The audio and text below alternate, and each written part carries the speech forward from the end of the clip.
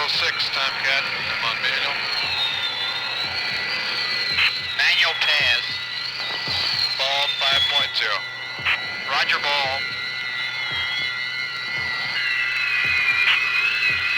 We've got 25 knots down the angle. They did a physiology study of Navy pilots during actual combat missions. They measured things like pulse rate, heartbeat, adrenaline flow, and breathing patterns. And they found that the needle quivered most when the pilots came back to land on the deck of the aircraft carrier.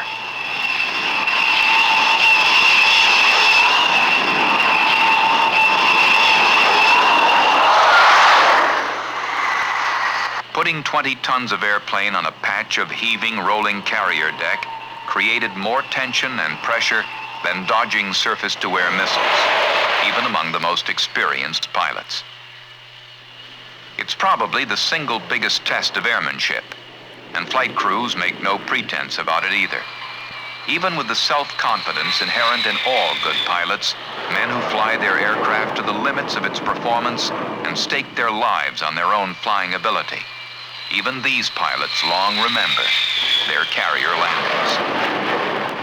Especially in bad weather, with ceilings down to 100 feet, visibility maybe half a mile, and you're making a carrier control approach. Although you're under positive control of the ship at all times, except for the final phase when the landing signal officer takes over, it's the most demanding kind of flying. At night, it's even tougher. You're looking for a pattern of light about 3/4 of a mile ahead to set up your approach. If you hit a gust of wind, the airplane will climb or descend on you, and you've got to make a glide slope correction, or go around again. Sometimes it's so black you can't believe it. No stars, no moon, and you're hundreds of miles at sea. With no reference, you lose all depth perception. It's as if you were going down a mine shaft or into a closet and closing the door behind you. It's a special kind of flying that takes a special kind of pilot and a special kind of airplane. It takes intensive training, experience, and confidence, an accommodation of man and machine, a blending of skill and structure, Navy pilots, and airplanes with sea legs.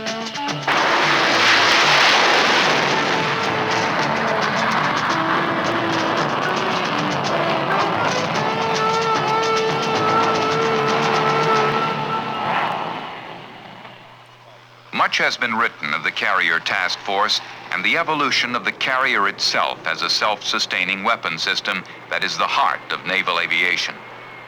A city at sea with over 5,000 men, enough supplies to last 6 months to a year, and over 80 aircraft filling a variety of roles that continues to grow in the face of new technologies and new threats. With the current CV concept, which combines attack and ASW capabilities in a single hull, today's carriers must handle a variety of aircraft, all of which require different staff expertise, more spares and ground support equipment. Carriers have gotten bigger, of course, but so have the aircraft. The Essex class has been replaced by the larger Forrestal class and nuclear carriers. F-4s are gradually being replaced by F-14s. Aircraft and platform enhance and at the same time limit each other. Yet the fact remains that Navy aircraft do not compromise performance for compatibility with the carrier. Consider that the Navy F-4 and A-7 have been eminently successful as primary weapon systems for the U.S. Air Force. On the other hand, no aircraft designed for land operations has ever been converted for carrier duty. It takes more than a tailhook to earn your sea legs. No matter what its mission or performance, a carrier aircraft is a special breed. For one thing, it's built to survive in an environment land-based aircraft were never designed to tolerate. Launched from a steam-powered catapult that induces an acceleration loading better than 5 times the force of gravity, and and yanked off the deck in a couple of 100 feet.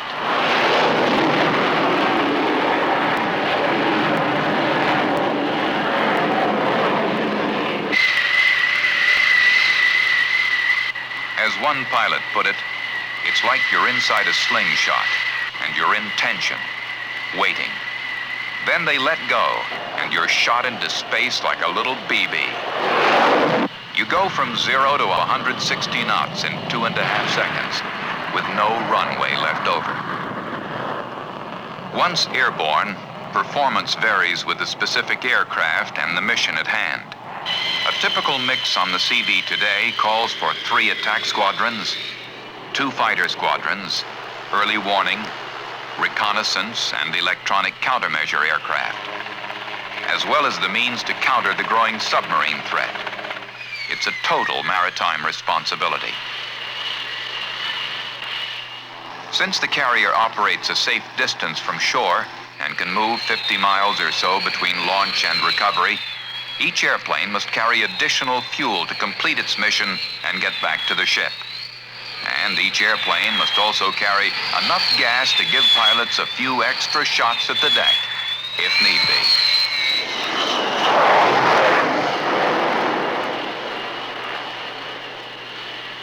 Getting back on the carrier is indeed the ultimate challenge. It's precision flying, but no one even pretends to be a soft lander. You fly until the deck comes up, and you hit it in what has loosely been described as a controlled crash, immediately applying full engine power in case you fail to snatch the wire.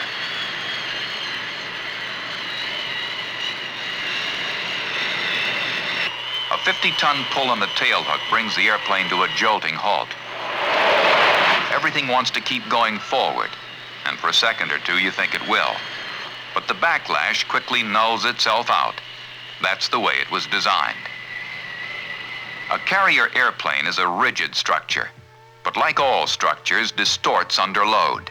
It twists and bends every time it leaves the deck and every time it returns. You can't see it, but when the landing gear hits, the whole fuselage bends momentarily under the impact, and the wing tips want to reach down to the deck. The gear itself literally springs back after impact and imparts a reverse loading on the structure. Quite a difference from land-based aircraft, which descend at a reasonably flat angle and flare into a smooth landing with runway in front of them as far as the eye can see. And a little extra help when you need it. By comparison, a carrier landing calls for a slow, steep approach with engines and flight systems synchronized for maximum controllability. Exceptional over-the-nose visibility is essential to pick out the visual landing aid system, or meatball, and to establish the correct lineup so critical for safe landing. The aircraft must also be especially responsive to changes in thrust and attitude. And slow approach speeds are desirable because they give the pilot more time to make corrections. Coming in at 115 knots instead of 140, say, might not seem like much. But the fact is, every knot counts, and slower is safer.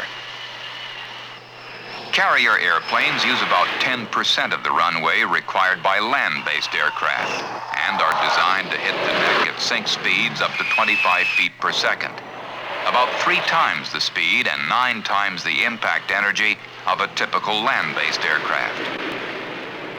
To take these kinds of loads requires a heavy-duty landing gear and supporting structure, an arresting hook system integrated with the fuselage to withstand a deceleration force up to 6 Gs on some aircraft, and a fatigue life that will see the entire structure safely through some 6,000 carrier landings.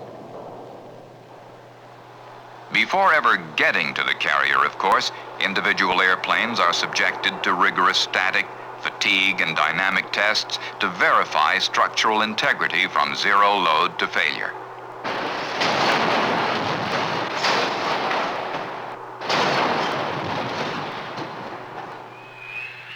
Then flight testing, low-speed handling, touch and goes, high-speed cruise, and maneuvering through the aircraft's entire operating envelope.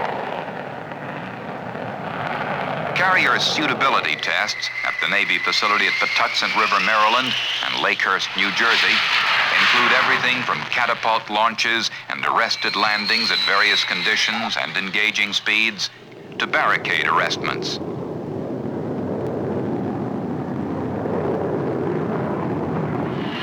For all the differences between carrier and land-based aircraft, it's hard to tell one from the other by just looking.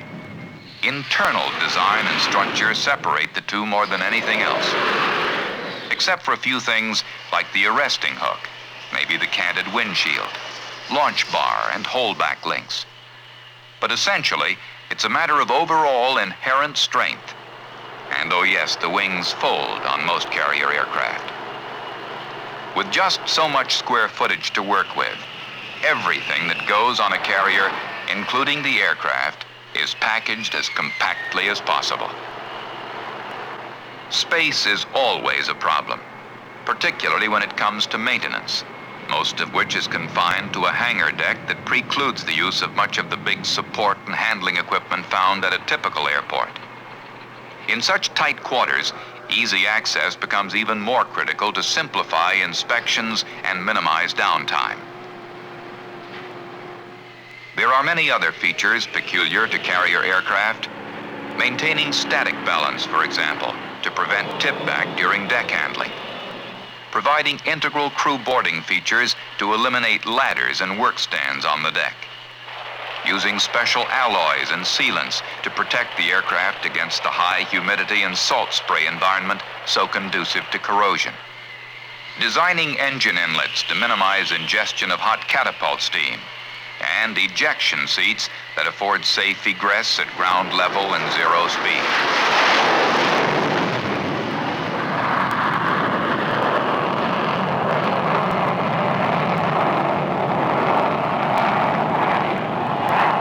In terms of performance, the requirement to fly slowly demands good handling characteristics. The high lift devices and moderate wing loading, that is, the bigger wing essential to lower speeds, also means better than average maneuverability. The payoff? An all-weather attack bomber like the A-6 can handle itself pretty well in a tight turn. Similarly, the F-14 uses a straight, unswept wing to achieve low takeoff and landing speeds and low-speed maneuverability. And a highly swept wing for supersonic flight. As a result, the Navy has an airplane designed for fleet defense, yet equally effective for close-in air-to-air combat. Of course, no aircraft with sea legs is going to be effective without people with sea legs to manage the system. The right people in the right place at the right time.